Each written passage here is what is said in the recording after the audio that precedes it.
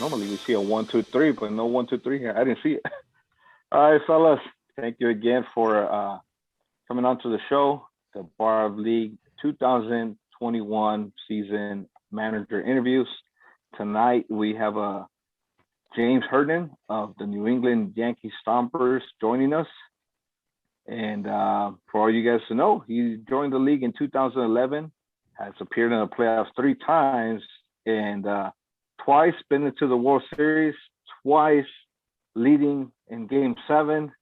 Like a true Red Sox fan, he knows those pains, but he's stuck it through, and he's looking to make another run this year. Any quick words from you there, James? Yeah, I twisted a knife in my heart right there. You're reminding me of my playoff history, but yeah, no, I know what pain is, and like I was saying before we started recording, before you know it, I'll break the curse, and then you'll be sick of seeing me win. There you go. And talking about someone being sick, we have from the commissioner's side, Anthony King today. He's a little bit under the weather. Just I think it's because of Acuna being down and out a little bit right now. He's a true fan of his, but he'll still go through his questions once we get to the point. But you won't just be seeing him on camera there. So like at crap. this point, guys, yeah, that's even when he's not sick, I'm thinking. So I don't know. Wow, damn. Just it happens in every one of these, Luis. I will get you. I will get at you. some point. So James, from previous videos, we'll run through the questions here that we got through the boats before we started the season or we started the drafts. Mm-hmm. We'll revisit your answers, and then after each answer, I'll ask you if has anything changed after both the open draft and the free agent draft. So okay, if you're good to go, I'll run through the first question here. Let's do it. So first question was, if not your team, who do you see winning the 21 BARB World Series? To that, you were quick to say, it kills you to say it, but your money is on the William Wallaces. So is that still the same, or has that changed after the draft now? I said it before the draft just because I watched those guys just play like sharks with blood in the water the whole time I was going up against them, man. It was something else.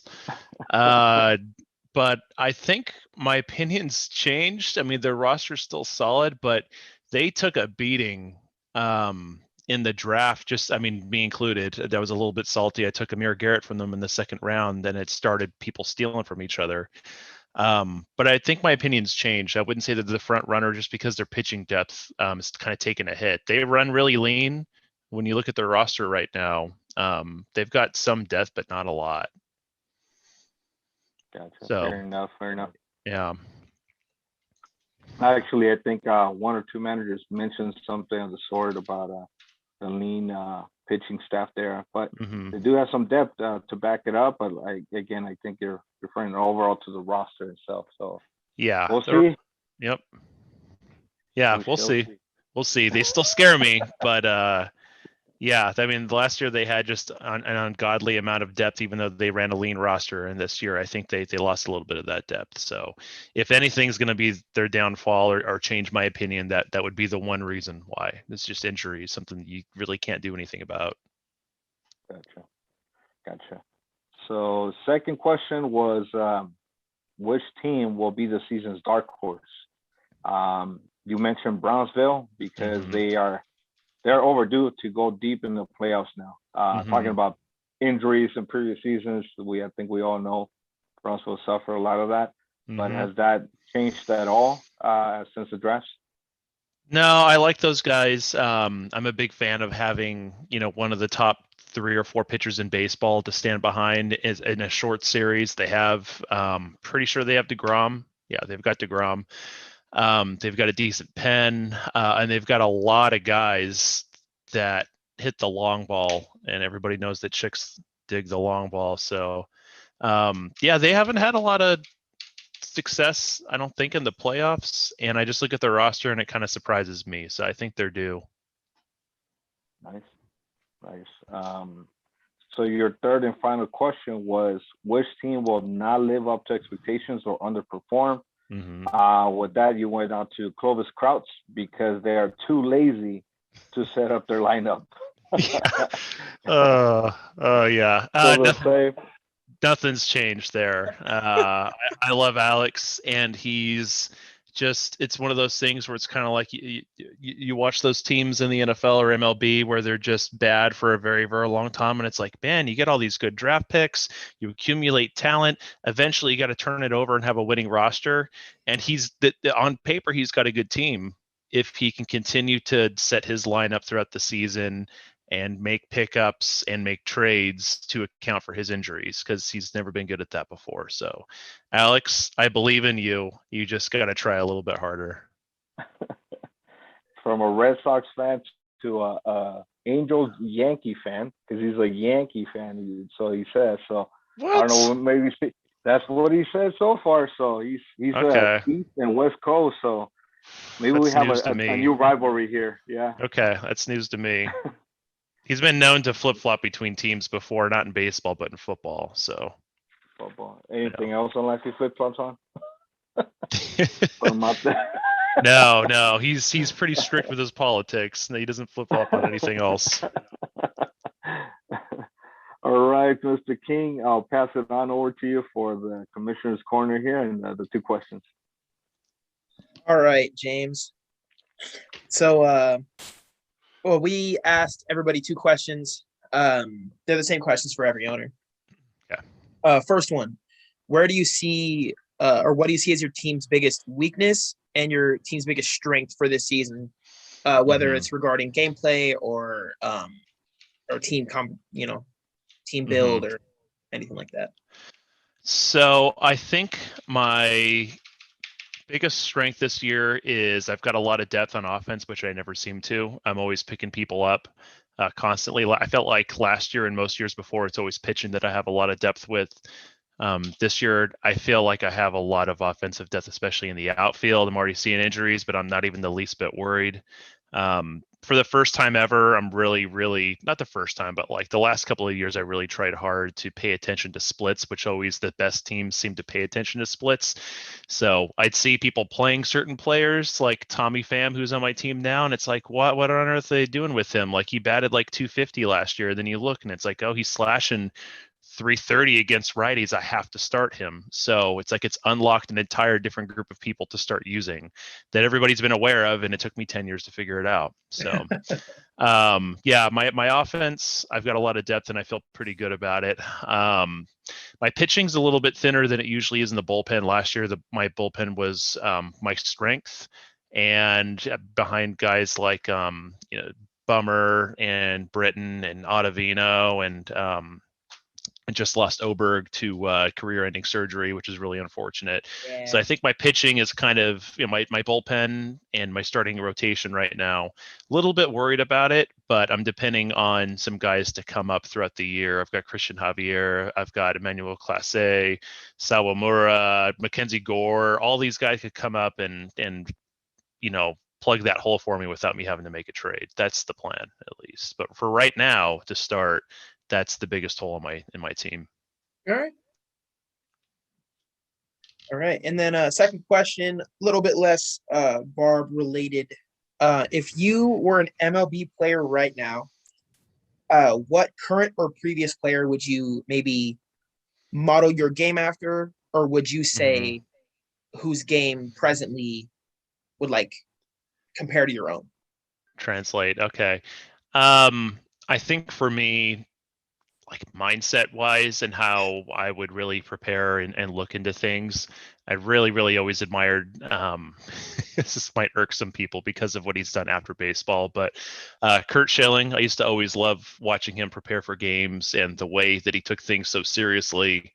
The guy would sit there for hours before the game. He'd be the first one in the park. Hours after the game, he had this massive notebook, and he would just read in between innings, even through this notebook on all the stuff that he had on guys. And obviously today you wouldn't see that anymore. People have their iPads; they just pop up to look at this kind of stuff. But that's how I am. I tend to get really deep into the weeds and over prepare for most things. So probably Schilling. I mean, I do have a giant poster of him with his bloody sock on my wall somewhere. So That makes a lot of sense. yeah, total homer pick. There's nothing wrong with that. All right, and that's gonna do it from me. So back to Luis for one final question, and then we'll be Okay. wrapping up. Cool. Luis, I think you're on mute.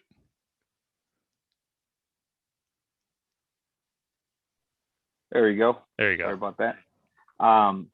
Yeah, the surprise question. This one was interesting because it came out from some veterans that I would say even know you better than I do. Okay. And it's something that they always wonder on. I think that was a reason behind it. So they said that, you know, being that you're a self-proclaimed Red Sox diehard fan, Mm-hmm. and your team is called the Yankee Stompers, Mm-hmm. how is it that so many Yankees end up on your team every year? Oh man, I know a lot about the American League East, and I know a lot about those players. And they say keep your friends close, but your enemies closer. Right.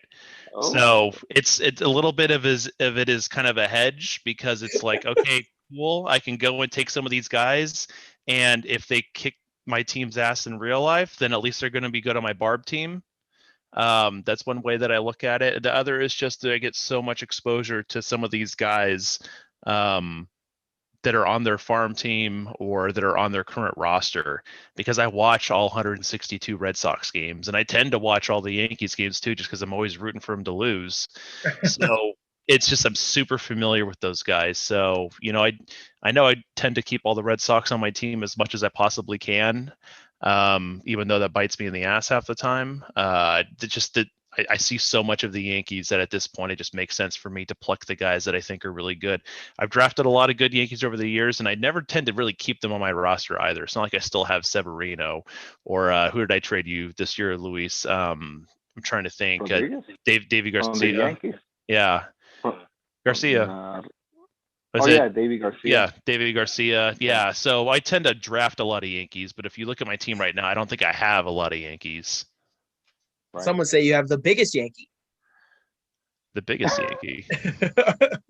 Oh yeah, geez, Garrett Cole. I was like, wait, who? I was like, I don't have Aaron Judge. I thought you meant physically the biggest. Oh, so you know him like that? All right. Yeah, no, for sure. You Hey, really get into the weeds there, huh? Yeah. Yeah, that's the reasoning behind that one. I think I always surprise people. The Caskies used to always give me crap for that whenever I draft a bunch of Yankees, and yeah, I guess I used to do it just to kind of piss off the Caskies, but specifically Matt. But no, the reason why is really just because I know a lot about them. It's just easy to pick from guys that have actually watched play. That makes a lot of sense. I mean, I can't sit here and say that I haven't had, you know, any Giants players in my team.